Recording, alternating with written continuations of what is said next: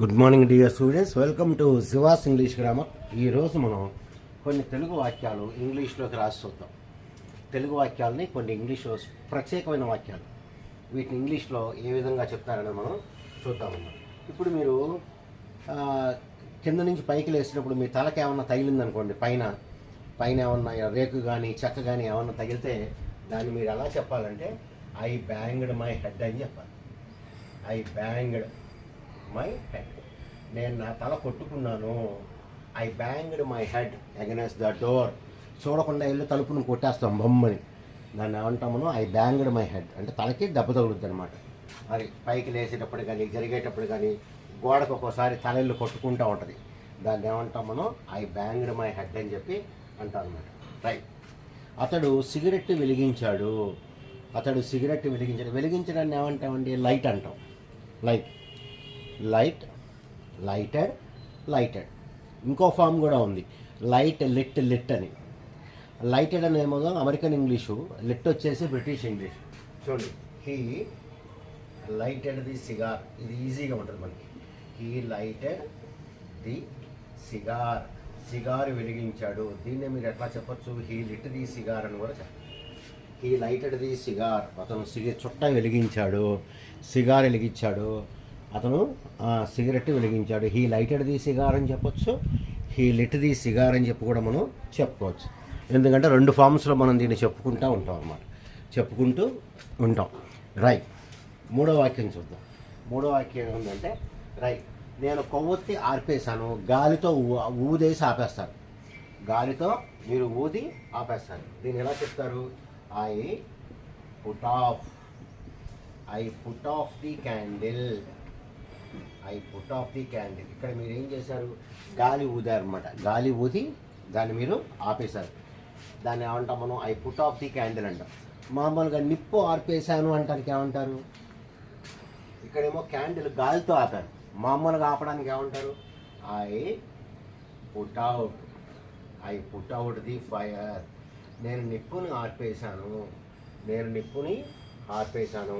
ఇక్కడేమో గాలితో ఆపేశారు, ఇక్కడేమో మీరు మామూలుగా ఇంకో రకంగా, గాలి కాకుండా ఇంకో రకంగా దీన్ని మీరు ఆపారు అనేటువంటి మీనింగ్స్లో మనం దీన్ని నేర్చుకుంటాం.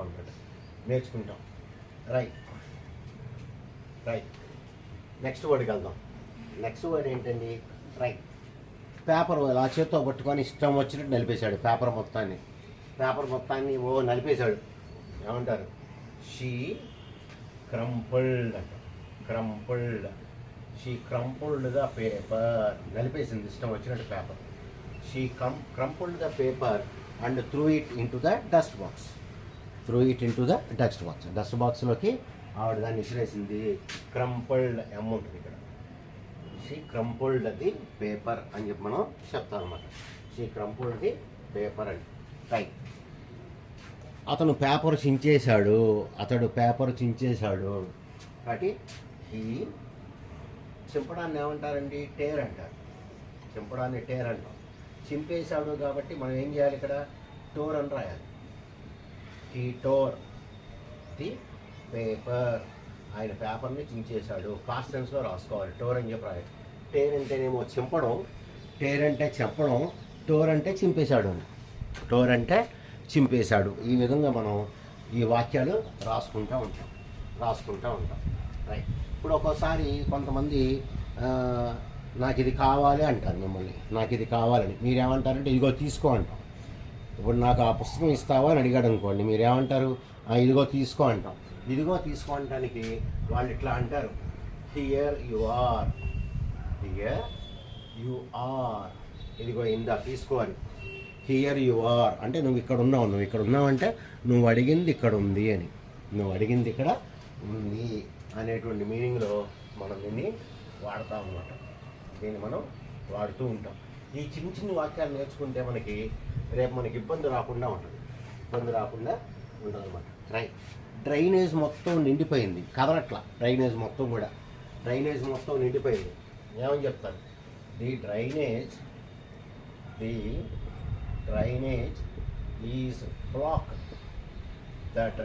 Is block.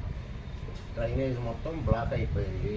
డ్రైనేజ్ కదలట్లేదు అనే మీనింగ్లో మీరు ఇక్కడ ఏం చెప్తారు, ది డ్రైనేజ్ ఈజ్ బ్లాక్డ్ అని చెప్పి మీరు ఇక్కడ చెప్తారు అన్నమాట.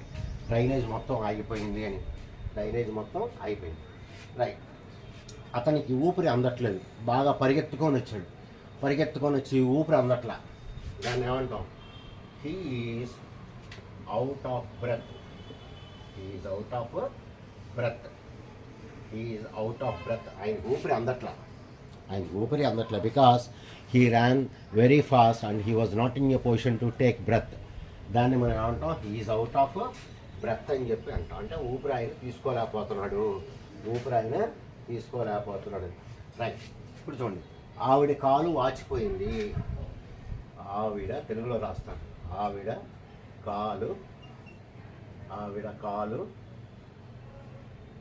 వాచింది. ఇప్పుడు మీరు ఏం చేస్తారంటే, ఈ వీడియో చూసిన అందరూ కూడా దీన్ని ఇంగ్లీష్లో ఎలా చెప్తారనేది నాకు రాసి పంపించారు. ఆవిడ కాలు వాచింది. తెలుసు కదా, వాయటం అంటే లావ్ అయిపోవడం, బాగా ఉబ్బిపోయింది అనమాట. దాన్ని ఏమంటారని చెప్పి మనం రాస్తాం అనమాట. రైట్. ఒక కారు ఆయన్ని గుద్దేసింది. ఎలా చెప్తాం, ఏ కార్ హిట్ హిమ్. ఒక కార్ అతన్ని గుద్దేసింది. హిట్ ఒక కార్ ఆయన్ని గుద్దేసింది. దీన్ని మనం ప్యాసివ్ వాయిస్లోగా చెప్తాం. He was run over by A car అని చెప్తాం ప్యాసివ్ వాయిస్లో. He was run over by A car. ఒక కారు వచ్చి ఆయన్ని గుద్దేసింది అని కూడా మనం దీన్ని చెప్పుకోవచ్చు అనమాట. రైట్. ఇప్పుడు మనకి ఒక కొత్త ఎక్స్ప్రెషన్ నేర్పిస్తాను నేను మీకు. జాగ్రత్తగా ఒకసారి చూసుకోండి. నేర్చుకొని ఉండటం వల్ల నష్టం ఏమీ లేదు. చూడండి, మైట్ యాజ్ వెల్. ఈ ఎక్స్ప్రెషన్ మామూలుగా ఎక్కువగా చదివే వాళ్ళకి తెలుస్తూ ఉంటాయి, కానీ బుక్స్ చదివే వాళ్ళకి తెలుస్తూ ఉంటాయి. మైట్ యాజ్ వెల్ అంటే ఏంటంటే, మీరు చేసే పని కంటే మంచి పని లేదు ఇంకా. There is no other better thing to do. మీరు చేసేదే బెస్ట్. చూడండి, ఇప్పుడు I might as well stay in the house. నేను ఇంట్లో ఉండటమే మంచిది, ఎందుకంటే నాకు బయటికి వెళ్ళి చేసే ఇంపార్టెంట్ పని లేదు. ఇదే బెస్ట్, నాకు ఈ బెస్ట్ ఐడియా అనమాట. Right. She might as well eat the biryani. ఆవిడ బిర్యానీ తినేయడం మంచిది, ఎందుకంటే ఆవిడకి ఇంకో పని లేదు, ఎందుకంటే బెటర్ థింగ్ లేదు. ఆవిడ తినేయడం బాగుంటుంది, ఆవిడ తినేస్తే బాగుంటుంది, ఎందుకంటే అది పాడైపోద్ది మన తర్వాత మనకి పాడైపోతుంది. కాబట్టి ఈ విధంగా మనం ఈ మైట్ యాజ్ వెల్ అనేటువంటి ఫ్రేజ్ మనం వాడుతూ ఉంటాం. Right. He might as well stay in bed. ఆడ మంచం మీద ఉండటమే మంచిది, ఎందుకంటే వాడు బయటికి వెళ్ళి చేసేది ఏమీ లేదు ఇంకా. You might as well stay in bed. ఈ విధంగా మనం ఈ వాక్యాలు మనం వాడుతూ ఉంటాం. కాబట్టి ఆవిడ కాలు వాచిపోయింది అనే దాన్ని మీరు ఎట్లా రాస్తారు ఇంగ్లీష్లో నేను తెలుసుకోవాలనుకుంటున్నా. నాకు ఒకసారి కామెంట్స్లో పెట్టండి, నేను చెక్ చేస్తాను. మీకు ఈ వీడియో నచ్చితే యాజ్ యూజువల్గానే లైక్, షేర్ అండ్ సబ్స్క్రైబ్ చేసుకోండి. Good day to you all.